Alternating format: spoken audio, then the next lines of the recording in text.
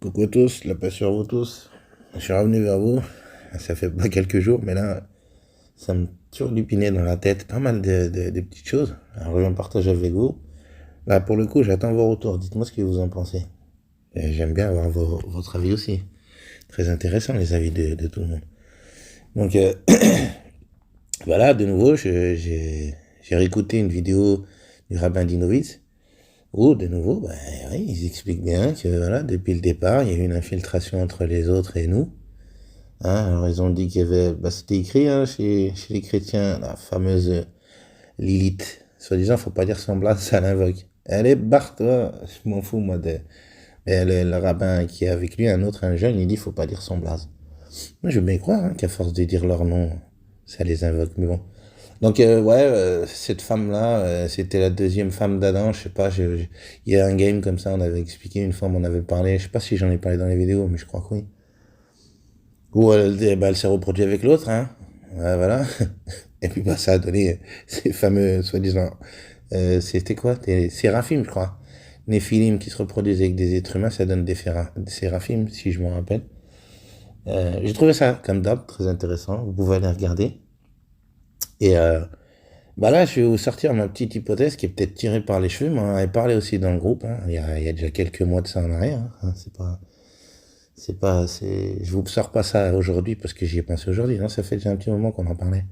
Alors, bah, je vais rendre comme d'habitude à César. Je me remercie le frère Mourad, s'il écoute encore la vidéo, malgré la vie. Merci Mourad et Murder et je ne sais plus qui encore, je crois, qui avait partagé sur le mercure rouge. Bon, moi, ce jour-là, je vous dirais, hein, comme d'habitude, j'ai découvert ce que c'était que le mercure rouge. Je ne connaissais pas. Et on me dit que bah, beaucoup de sorciers en Arabie Saoudite ou au Maroc, alors attention, on n'est pas là pour dénigrer qui que ce soit, je vous fais juste que transmettre comme d'habitude, qui recherchaient justement ce fameux mercure rouge à hauteur d'1 million de dollars le gramme ou le microgramme, un truc comme ça. 1 million de dollars. Ok. Et puis là, bah, ils expliquaient, les frères, que bah, c'était pour la sorcellerie, qu'ils faisaient pas mal de choses avec. On a même vu une vidéo où il y a un mec qui en a dans la main, et dès qu'il passe la main devant l'écran de la télé elle s'arrête, il y a des choses comme ça, la lumière, c'est un truc de fou. L'eau, ah ouais, il met ça vers de l'eau, l'eau elle bout. Et après, il la touche, elle est froide. Mais frérot, le mercure rouge, ça m'a fait choquer. Je vous en ai jamais parlé, mais là, je vous en parle. Pourquoi? Parce que, bah, il y a un moment donné, je ne sais plus, je crois que c'est dans la vidéo, ils expliquent, euh, ou alors c'était les frères qui avaient expliqué, mais je crois que c'était dans la vidéo. Ils expliquaient, bah, beaucoup de sorciers disaient qu'en fait, ils s'en servent pourquoi? Pour les autres, là, nos copains, là, les fameux, les démons. Alors là, on me dit que c'est fait pourquoi, à la base? Pour qu'ils se régénèrent. Ah, ils ont besoin de se régénérer, les loulous. Je me suis dit, tiens, intéressant. Et donc, quand vous entendez donc en islam, hein, pour ceux qui, ben, voilà, qui connaissent l'islam, vous savez bien, on nous disait que les djinns, ils vivaient des milliers d'années. Et ben c'est pareil chez les chrétiens apparemment. J'ai entendu il y a quelques semaines, je ne sais plus sur quelle vidéo, qu'eux aussi ils disent que les démons ils vivent des milliers d'années. Ok. De là j'en comprends quoi? Vous l'aurez compris comme moi, apparemment ils sont pas éternels les loulous. Ok. Bon, et puis bah nous on en comprendrait, hein, si vous êtes du même avis que moi, vous me direz tout ça, je vous demande votre avis. Bah que notre âme apparemment elle est éternelle. Alors bah, après, on en avait déjà parlé ici dans les vidéos, avec d'autres frères et sœurs qui ont apostasie aussi, à se poser la question quant à savoir c'est quoi son boulot à l'autre. C'était juste de ramener des âmes d'êtres humains avec lui en enfer. Ok. Alors c'est quoi? Parce que plus on est fou, plus on rit. On avait déjà expliqué. Parce que quoi, là-bas, il va avoir un allègement de peine. C'est quoi le concept en fait? Il veut nous ramener à tout prix avec lui là-bas dans la rôtisserie. Ok. Bon, alors moi, mon hypothèse, elle est là, vous me direz ce que vous en pensez. Le fait que bah, vous avez Paul Poisson ou d'autres qui vous expliquent que les égrégores religieuses, elles sont très puissantes. Pourquoi? Parce que quand vous serez dans votre tombe, soi-disant, on nous disait ça en islam, hein, qu'on serait interrogé par un ange, qui viendrait nous dire quel est ton Dieu, quelle est ta religion, quel est ton prophète. On connaît, non? Oui, c'est ce qu'il nous disait. Bon, bah là, on vous explique, d'après Paul Poisson ou d'autres, on vous explique qu'effectivement, quand tu seras mort dans ta tombe, entre guillemets, ces fameux esprits de lumière qui vont venir te voir, sous format de ta grand-mère, sous format d'ange, sous format de Jésus. Hein, on entend des témoignages de morts imminents qui nous disent que Jésus leur disait redescends. Alors maintenant, on va aller chez Rosh Shocker. Rosh Shocker, lui aussi, il le dit, que bah, c'est une matrice et que même là-haut, tu peux te faire avoir. Ah bon? Et ce jour-là, quand il avait fait sa vidéo, ça m'avait énervé. Il parlait de la Braxas, la Braxas. Alors, bah, excusez-moi, hein, vous me connaissez. Alors, il te baise ici, mais tu te fais baiser encore là-bas. Je me dis, mais en fait, t'es Dieu dans tout ça. Mais ils sont sérieux ou ce que c'est ça? Et je commence à comprendre. Moi, mon hypothèse à moi, c'est de dire que ces âmes, donc qui sont éternelles, qu'on parle de réincarnation, machin, bah, peut-être qu'effectivement, eux, ils ont besoin d'âmes d'êtres humains pour pouvoir justement rester sur le dos de l'être humain, entre guillemets. Maintenant, on va aller chez, je vous en ai déjà parlé, la petite fille d'Eisenhower. Je sais pas comment elle s'appelle, elle avait fait une vidéo où elle avait dit, elle, que ces trucs-là, elle avait dit, hein, les esprits, les entités sans âme, ça dépend comment vous l'appelez, elle parlait d'esprits. Elle a dit donc ces esprits démoniaques, ils sont comme des parasites sur l'être humain. Ok, comme des parasites sur l'être humain. Bon, maintenant, moi, j'entends, et vous le savez, hein, dans ce monde satanique, on nous parle que de ça, un pacte satanique qui a donné son âme, à vendre son âme. Ouais, ben, on a déjà beaucoup parlé de ces sujets-là, hein, tous ces gens-là, Beyoncé et d'autres, hein, Eminem et ainsi de suite. La liste est très longue. Johnny et compagnie. Qui viennent, qui nous disent, ah, Nani, j'ai pactisé. J'ai fourgué mon âme. Ok. Bon, bah là aussi, je l'avais dit, je me disais dans mon petit cerveau de malade, je me disais, c'est cette année qui sont cons à ce point-là, c'est-à-dire, bah, ils signent pour 70 ans, ou voire 80 ans, allez, même 100 ans. Ou tu vas baiser, tu vas prendre de la coke, c'est ça? Ah, parce que le concept, c'est assez ça, hein. Quand vous allez dans la Bible satanique d'Anton Levy, il vous dit grosso modo que fais ce que tu veux avec tes cheveux, question la fornication, entre autres choses. Il n'y a pas que ça, mais bon. Et donc on en comprendrait ça. Ils vendent leurs âmes pour 80 ans de fornication à coup de cocaïne. Je me dis, bah, comme il avait dit Jay-Z lui-même, que t'as fourgué ton âme pour un Happy Meal. Ok. Non. Moi, j'entends, effectivement, grâce à Charles, maintenant on va aller chez Charles, rappelez-vous, au tout début, avec Charles, quand il avait sorti une vidéo, Charles, en disant que le visage de Sophia, vous vous rappelez, la fameuse Sophia, là, le fameux robot qui lui ont donné des papiers, et elle, rappelez-vous ce qu'il avait dit Charles, et on avait été creusé, que le visage qu'ils ont mis donc sur ce robot, c'était le visage d'une actrice Audrey Tête-Blanche, je crois, je me rappelle de nom. On avait balancé dans les vidéos, pour ceux qui connaissent la chaîne, et on avait été se renseigner sur cette fameuse actrice, et elle revendiquait haut et fort qu'elle faisait des soirées sataniques avec l'autre, là, sorte d'artiste italien avec une moustache très fine. Il faisait des soirées sataniques, elle s'en cachait pas. Bon, et puis que derrière, maintenant on va aller où? On va aller dans les arrivées, Roger Morneau, j'en ai beaucoup parlé, qui a déjà fait une interview de 3h30, et qui vous dit que ce qu'il leur a promis, l'autre là, il leur avait promis quoi? L'éternité sur Terre. Éternité sur Terre. Donc, il leur promet ça, éternellement ici. Ok. Et puis vous avez Elon Musk ces derniers temps qui disait que, vous le savez, hein, qu'ils ont réussi à implanter la mémoire d'un être humain chez les imports. Ok. Donc grosso modo, c'est ce qu'il a fait promettre, enfin c'est ce qu'il a promis à ses adorateurs, l'éternité sur Terre. Bon il les a un peu eu quand même, parce que ce sera plus charnel, ce sera des robots, quoi, grosso modo. Un peu à la Robocop. Pourquoi? C'est le transhumanisme qu'on nous annonce. Et là, je me dis, donc, c'était sa promesse, alors qu'il leur a fait fausse promesse comme d'habitude. Et là, je me dis, de nouveau, il a sorti ça d'où, lui? De leur promettre à ses adorateurs l'éternité ici. Bon, parce que je pense que machin, il est bien au courant que le seul qui donne l'éternité, à qui il veut, je pense, c'est le Créateur. Et que peut-être il l'a donné effectivement à certaines âmes êtres humains, ou des anges, ça, je pense que c'est entre les mains de mon Seigneur. Et que lui, pour le coup, j'en comprendrai ça de nouveau, c'est qu'il n'est pas éternel, machin. Parce que si on regarde, soi-disant, les livres, hein, vous savez bien, moi, on m'a dit, ouais, tu parles des livres. Oui, je les ai pas écrits, moi. Ils sont là. Comme j'ai dit, peut-être qu'il y a des vérités dedans, hein. Peut-être, j'en sais rien. Mais en attendant, il y a des versets qui sont très intéressants. Où on me dit que, justement, l'éternité qu'il a promis, c'est Dieu, hein, ouais, dans ses livres. Puis on me dit que il lui avait donné un délai. Pour les musulmans, vous connaissez cette partie du Coran, je crois que c'est dans la Baqara, hein. Tu es certes de ceux à qui on a accordé un délai. Donc apparemment, j'en comprendrais quoi? Qu'il n'est pas éternel, machin. Cette notion d'éternité qu'il a promis à ses serviteurs, ses adorateurs, là, il la sort d'où? du Créateur, et pas de lui, parce qu'il n'est pas capable de donner l'éternité, machin, parce que lui aussi, apparemment, il l'est peut-être pas. Quand j'entends que ces mercures rouges, ils en ont besoin pour se régénérer, et que, bah, par là même, je sais pas si je vous ai dit, mais il le disait qu'il y en a plus. Ça se fait pénurie, frère.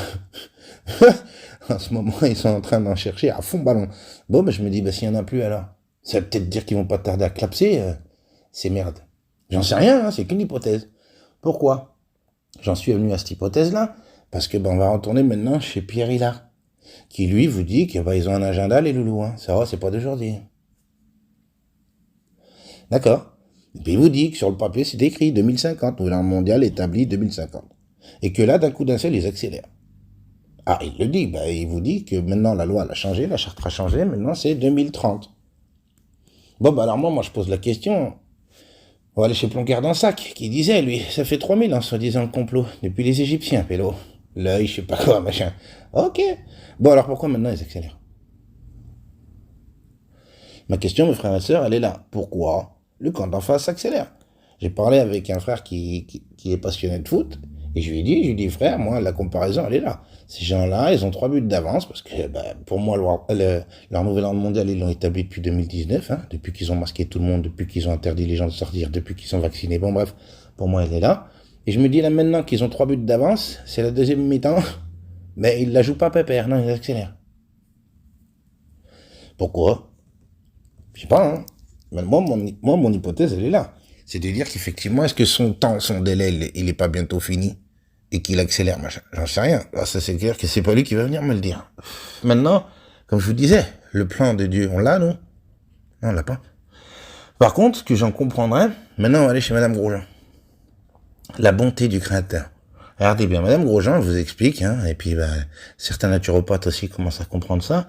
Entre autres, merci Habiba qui nous avait partagé un professeur américain qui lui aussi confirme donc l'idée de Madame Grosjean, c'est-à-dire que de manger que des fruits, tu tombais pas malade. Ok, très intéressant. Madame Grosjean, je l'avais déjà dit, elle vous le dit dans ses vidéos, elle insiste pas, mais elle vous dit, les religions laissent tomber, mais elle vous dit qui vous a fait manger ces trucs agroalimentaires, industriels. Ah bah, notre ennemi. Ah bah, oui, d'accord. Donc, comme on disait, ils nous ont flingués de l'intérieur. D'ailleurs, si on va chez les Chinois, vous connaissez sûrement ce qu'ils disaient, tu creuses ta tombe avec tes dents. J'ai jamais compris ça. Aujourd'hui, je commence à comprendre. Grâce à qui aussi, de nouveau, merci Fatima. Un soir, la sœur Fatima nous a partagé ce que c'était que le prana. Alors, je ne savais pas ce que c'était que le prana. Ce jour-là, j'entends qu'il y a des gens qui mangent pas et qui boivent pas et qui sont, voilà comment, en forme. Je me dis, ah bon? Ok, du prana. Et ça m'a rappelé, moi qui étais sunnite intense, un hadith qui avait dit qu'une fois, ils avaient attrapé le prophète, ils avaient vu le prophète ne pas s'alimenter, ils ont pas dit qu'il avait fait le ramadan. Non, qu'il s'était pas alimenté pendant 40 jours. Et qu'il lui avait posé la question et qu'il avait dit, c'est Dieu qui me nourrit. Et vous êtes pas capable. Ah. Mais c'est intéressant, est-ce qu'il faisait du prana, lui aussi? Eh ben, je me dis, mais quand je retourne chez Madame Grosjean qui dit qu'ils t'ont flingué de l'intérieur avec la bouffe, ou ben je vais bien croire, pas que ça d'ailleurs, hein. Les chemtrails, les médicaments, ah frère, le wifi, on en passait des meilleurs. L'eau, ils ont tout flingué. Donc là, pour moi, la raison, enfin ce que je voulais vous dire, je voulais en venir au fait que Dieu il a anticipé alors ce qu'il faisait l'autre. Pourquoi? Ben maintenant vous allez chez les gens qui pratiquent l'herboristerie, qui soignent les gens à coups de plantes. Ben entre autres l'huile de cannabis. Hein. Moi j'avais découvert d'un professeur américain, de nouveau, les fameux Américains, qui avait découvert que l'huile de cannabis, il parlait pas de la résine ou de la plante en elle-même, non. Il parlait de l'huile. Lui, il a dit, l'huile de cannabis, elle soigne toutes les maladies du monde. J'avais vu des vidéos d'une petite fille qui était atteinte de leucémie, il lui avait fait consommer entre autres ce professeur américain, ses parents l'ont remercié, et pas que elle, sclérose en plaques, leucémie, la gamine, elle témoignait, elle a mangé de l'huile de cannabis dans de la salade. Elle fait, c'est de l'huile, frère. Tu peux la faire en vinaigrette, en ce que tu veux. Et je me dis, ah ouais? Elle soigne toutes les maladies du monde. Entre autres, hein. Oh, puis il y a pas mal d'autres plantes, moi j'y connais pas trop. Je m'y connais pas trop, pardon, dans ce domaine-là. Mais il y a beaucoup qui pourraient témoigner, je pense, sur la chaîne, qui sont peut-être au courant, effectivement. Alors là, maintenant, moi je me dis, si je vais dans le discours de Madame Grosjean, et d'autres, hein, les naturopathes qui vous disent qu'effectivement, si tu mangeais que des fruits, voilà les prix dans les marchés, allez regarder, vous verrez. Elle l'avait bien dit, voilà pourquoi ils vous les vendent aussi cher, parce qu'ils savent. Bon, elle vous dit, donc, si tu manges que ça, tu tombes pas malade. Donc Dieu, je pense qu'il savait qu'on allait manger ces merdes agro-industrielles. Ah bah oui, parce que derrière, il m'a descendu toutes ces plantes qui soignent toutes ces maladies du monde. Donc j'avais dit, là, de nouveau, j'avais expliqué pour mon point de vue, quand on me dit il faut faire le ramadan, il faut faire le siyam, ça te soigne, bah j'avais dit une fois à une sœur, j'ai dit c'est clair que si tu bouffes des tacos mayonnaise avec du coca toute l'année, il y a peut-être moyen que tu fasses un siyam pour te nettoyer. Mais je lui dis, mais si j'en prends effectivement les versets du Coran, parce que bah elle était coraniste et moi aussi, je dis si j'en prends les versets du Coran, on me dit des bonnes choses qu'on vous a attribuées, manger des bonnes choses qu'on vous a attribuées, on commence à me donner une certaine liste, des lentilles, de l'ail, je me dis, on parle d'olives, voilà. Je me dis, il y a un moment donné, bah, on me donnait quand même des choses bonnes à manger. J'aurais peut-être pas besoin de me nettoyer tout ça avec un ramadan. Donc, bah, je vais suivre l'hypothèse. Oui, je vais suivre Madame Grosjean dans cette idée qu'effectivement, le Créateur avait fait en sorte que tu tombes pas malade. Et qui a voulu que tu tombes malade? Mon ennemi. Mais Dieu avait anticipé. Donc, je me dis, Dieu, il a bien un plan, apparemment. Oui. Oh oui. Et apparemment, il sait très bien ce qu'il va faire à l'avance, qui est machin. La preuve en est. Et pour moi, j'avais dit à ma fille, entre autres, Dieu, on le voit pas venir, effectivement. Pourquoi? Bah, pendant le corona, ils ont dit quoi, ces gens-là, le camp d'en face? Ils nous ont dit que pendant les 4 mois où ils nous ont enfermés, la nature, Dame Nature, hein, bah, parce que c'est comme ça qu'elle l'appelle. Excuse-moi, monseigneur. Dame Nature avait repris ses droits. Ah ouais, on voyait des renards en ville, je sais pas quoi, les canaux de Venise qui étaient propres. Bon bref, Dame Nature avait repris ses droits. Dame Nature. Alors c'est qui Dame Nature? On peut l'inviter à boire un café, parler avec elle, c'est qui? On aura compris, c'est Dieu. Alors je me dis, bah en 4 mois, eux-mêmes, ils ont dit, oh la pollution, machin, on n'a jamais vu aussi bas. Oh, oui, oui. Donc qui a fait ça? Qui a soigné cette terre en 4 mois? Dame Nature. Non, le Créateur. Est-ce qu'on l'a vu venir? Est-ce qu'on l'a senti? Non, même pas. On n'a rien senti. Donc je me dis, effectivement, mon Créateur, il interagit. Sauf qu'on le voit pas. Et qu'à un moment donné, il doit avoir un plan, effectivement. Si l'autre, il a un agenda, machin. Quand vous regardez Pierre Hillard, je vous explique bien que ces gens-là, ils ont un agenda, hein. Ouais. Puis ils s'y tiennent, les loulous, hein.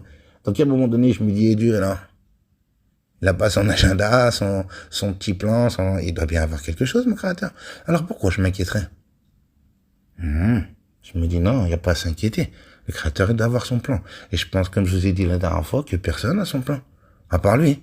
Maintenant, regardez, dans ces livres, on me disait que nul était au courant de l'heure. Je trouvais pas ça cohérent, parce qu'on lui donne un délai, un machin. D'un côté, on lui donne un délai, donc on l'avait dit, un délai, bah, tu dis à ton ouvrier, dans 1 mois, je reviens, le chantier il est fini, je sais rien, moi. Tu donnes un devoir à un élève, tu lui dis, t'as 1 heure, c'est ça un délai. C'est à chaque fois, on parle de délai, mais on n'est pas con, non? On me dit, on lui a accordé un délai. Alors peut-être qu'effectivement, il a son délai, machin. Et le délai de qui? Du Créateur, lui, il le connaît. Moi, je le connais pas, parce qu'ils nous ont vendu à nous le fuseau horaire Greenwich, on en a déjà parlé. Ouais, il est midi moins 5. Ici à Paris, heure de Paris. Et puis là-bas, aux États-Unis, il est telle heure. Qui nous a donné ce fuseau horaire? Ah bah ces gens-là, puis Greenwich, c'est assez révélateur pour le coup en anglais. La sorcière verte. Ok. Donc pour le coup, comme d'hab, c'est signé leur truc. Eux, ils m'ont donné l'heure. Mais l'heure du Créateur, celle qu'on me parle aujourd'hui, que je commence peut-être à entendre, la fameuse astrologie, il demande des étoiles, je sais pas quoi, machin. Bah, peut-être que tout ça, c'est un méchant chronomètre. Enfin, voilà, hein, j'en sais rien, moi. Je me dis qu'effectivement, nos ancêtres parlaient de ça, hein, déjà. Calendrier lunaire, calendrier soleil, ou je sais pas, bref, astral, tous ces trucs-là. Ils ne parlaient pas de fuseau horaire Greenwich, qu'on nous enseignait à l'école. Donc, de nouveau, je me dis, est-ce qu'il accélère machin parce qu'il sait que son temps, il arrive à terme, son délai? Alors on me dit, vous savez bien, oh, ça fait des millions d'années qu'on est là, hein, ça fait 5000 ans, d'autres 10 000 ans, d'autres des millions d'années. Ah, frère, ils viennent tous avec leurs hypothèses. Moi, j'en sais rien. Moi, personnellement, je n'en sais rien. Je vais pas vous avancer de date, j'en sais rien du tout. Mais peut-être que lui, il le sait, machin, et qu'il va sûrement pas s'amuser à nous le dire à nous. Donc moi, mon hypothèse, elle est là. Il accélère pourquoi, alors? On va aller chez une dame qui avait dit une fois, alors là je peux pas vous donner la vidéo, je me rappelle plus c'est qui cette madame. Elle avait expliqué, et je voyais qu'elle écoutait justement le rabbin Dinovitz, parce qu'elle avait donné elle aussi le pourcentage de 80% de gens sataniques, des démons, et 20% de gens adamiques. Et elle avait dit, je crois que c'est elle qui avait dit justement qu'on est en train de se substituer à eux. Qui? Les anges déchus. Une fois qu'ils viennent ici, c'est fini, il n'y a plus de notion d'éternité. C'est terminé. Ah bon? J'avais trouvé ça intéressant, je me dis, ah ouais, ok. Et qu'elle disait, ils ont la mort, hein. Bah ouais, ils ont pas envie que toi, maintenant, tu substitues à eux. Et il y avait une autre dame qui elle avait donné une explication qui m'a parlé, parce que en islam il nous disait ça, que certains pourront voir la face du Créateur, Waj, je crois, dans le Coran, c'était dit. Et que c'était une lumière et que tu pourrais pas t'approcher certains parce que ça te crame les yeux. Bon bref, c'est une définition que j'avais, qu'il y avait que des anges qui étaient rapprochés parce que 8 portaient le trône de Dieu. Bon, cette dame, elle vous dit pas ça, hein. Elle vous dit qu'effectivement, il y a des anges qui sont très rapprochés de Dieu, qui sont très limités pour le coup, et que nous, petits êtres humains, si on patiente et qu'on reste, comme on dit, droit dans nos bottes, question spiritualité, question en face de nous les êtres humains, soi-disant, elle disait, alors tu vas te substituer à eux en termes d'éternité et tu seras rapproché ou pas du Créateur en fonction de ta vie terrestre. Ah ouais, j'ai trouvé ça intéressant. Elle aussi, elle disait que le Créateur, elle l'appelait la source. Elle disait la source, elle est lumineuse et que plus tu t'en rapproches et plus tu te régénères. Et que ceux qui seront très très proches, ils seront arrivés au top du top. En termes de régénération, en termes de force, je sais plus comment elle disait. Bon bref, que plus tu t'en rapproches et voilà. Je me dis tiens, intéressant, parce qu'elle disait se substituer à ces anges-là qui eux avaient cette notion d'éternité. Intéressant pour le coup. Après, regardez, moi par rapport aux âmes, je me dis il veut des âmes pourquoi? Parce que peut-être effectivement cette histoire de matrice, comme il parle Roche Soccer ou d'autres, que tu reviens ici, que tu te fais baiser, je commence bien à y croire à tout ce discours. Parce que l'âme d'être humain, elle est éternelle. Et qu'en vendant ton âme, ou en participant à tous ces égrégores, tu te feras avoir et tu redescendras. Je veux bien y croire. Parce que je me disais, la notion des âmes d'être humain, ils cherchent des âmes à tout prix, l'autre. Pourquoi? Juste me ramener en enfer. Bon, maintenant, regardez, Roche Soccer, il disait que dans cette matrice, on est des piles. C'est Roche Soccer qui le dit, c'est pas moi. Bon, lui, il parle de piles. Bon, dans le Coran, maintenant, vous savez ce que j'en pense, hein. Il y a des choses qui sont pas très catholiques, qui viennent peut-être pas trop de mon Créateur, mais qui sont révélateurs peut-être en sens caché. Quand on me dit, dans un verset, les hommes et les djinns ne seront que du combustible pour l'enfer. Du combustible pour l'enfer. Ok? Bon, j'entends que, ces parasites, là, qui ont besoin d'âme d'être humain. Pourquoi? Peut-être comme il dit Roche Soccer, des piles pour cette matrice. Moi, c'est ce qu'il disait dans ce livre, qui me paraît cohérent avec le discours de Roche Soccer, en me disant, ils ont besoin que tu restes là. Si tous les âmes d'êtres humains comprennent vraiment le sens caché, la spiritualité et tout ça, le Créateur, apparemment, ils reviennent pas, quoi. Donc, le message s'auto-détruira. À un moment donné, quand il n'y aura plus d'âmes d'êtres humains, ils seront dans la merde. Donc, je comprends pourquoi ils veulent faire signer à tout va. Et à tout prix. Peut-être, hein, c'est qu'une hypothèse. Vous savez bien, moi, j'ai pas de science, je fais que émettre des hypothèses. Et je me dis peut-être qu'effectivement, l'autre, il sait que c'est bientôt fini pour lui et qu'il faut vite ramasser au maximum d'âmes pour essayer de perdurer. Mais là, pour le coup, ce qui m'a rassuré, c'est de me dire, quand j'entends tous ces déluges qu'il y a eu, alors, m'en voulez pas, vous savez bien, je parle du cœur. Paul Poisson, on va retourner chez lui, qui dit qu'effectivement, ces déluges, c'était pas Dieu. Pour lui, il est convaincu. C'est l'autre, mon ennemi. Dès que l'être humain commence à comprendre un peu le pot rose. Ok? Très intéressant ce que disait Paul Poisson. J'acquiesce dans ce qu'il dit, je suis d'accord avec lui. Parce que, lui, à la fin, il dit que, effectivement, il va avoir peut-être un nettoyage, quelque chose, mais que là, ce coup-ci, ce sera celui de Dieu. Parce que ça fait un moment que ça perdure et que machin, il est un peu, comme ils disent les chrétiens, le prince de ce monde en ce moment. Donc lui, il dit, le nettoyage qu'il y aura, ce sera celui du Créateur. Moi, je veux bien y croire. Pourquoi? Parce qu'on en a parlé à l'avant-dernière vidéo, je vous avais dit, j'étais tombé sur des Esséniens. Moi, je me posais la question quant à ces nettoyages à la Noé, où on me dit que Dieu balaye tout le monde.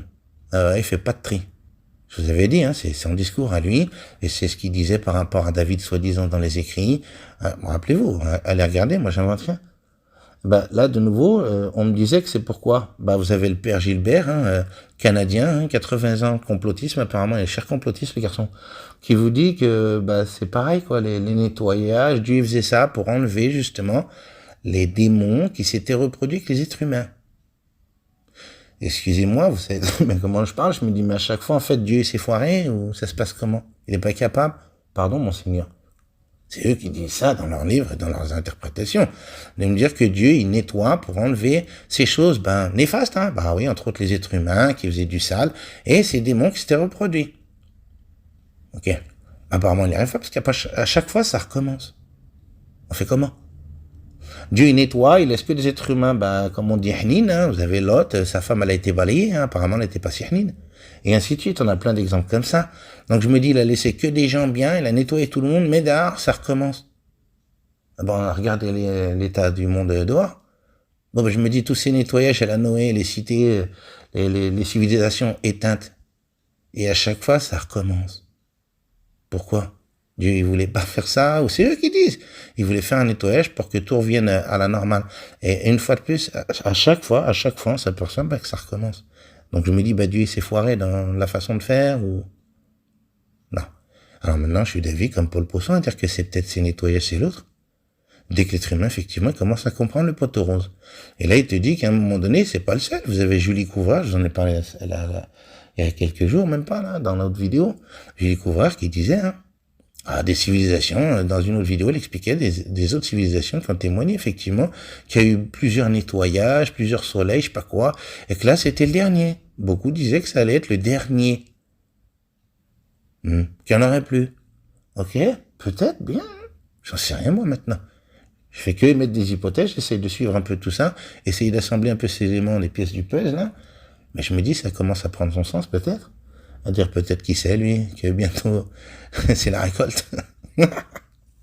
Et que, on me disait en islam que les animaux, ils seront détruits. Vous vous rappelez? Il n'y aura pas de paradis pour les animaux. Est-ce que cette petite douille, elle serait pas pour l'autre? De dire qu'ils sont pas éternels, les loulous. Ils avaient un temps sur Terre, ils se l'ont régalé à travers des âmes d'êtres humains pendant voire des milliers d'années, des millions, j'en sais rien, parce qu'apparemment tout ça c'est un cycle. Et que derrière, c'est bientôt fini, alors. C'est comme ça que je les vois, je sais pas. Donc là, pour le coup, ça me rassure encore de nouveau en me disant, effectivement, alors ça va bien se passer. Pourquoi ça se passerait mal? On n'est pas des violeurs, on n'est pas des pédophiles, on n'est pas des gens comme ça. Donc pourquoi nous, ça se passerait mal? Je pense que ça va mal se passer pour ces démons et pour ces êtres humains qui, au pire, en ont rien à foutre de tout ça.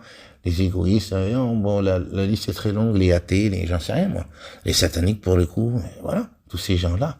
Mais pour nous, les gens croyants vraiment, sincèrement du cœur, et qui avons essayé effectivement de faire au mieux. On n'est pas des anges, c'est sûr, mais on essaye de faire au mieux. Il y a peut-être moyen que ça se passe bien, alors. Et je voudrais revenir aussi sur le monsieur, là, Didier Colak, qui a refait une vidéo il y a quelques jours, concernant monsieur Mitterrand, et toutes les constructions qu'il a fait. Comme d'habitude, très intéressant. Alors, ces gens-là étaient des grands initiés. Moi, tout ça, ce qui m'énerve dans ces discours, passerait pas contre monsieur Colak, non, rien à voir.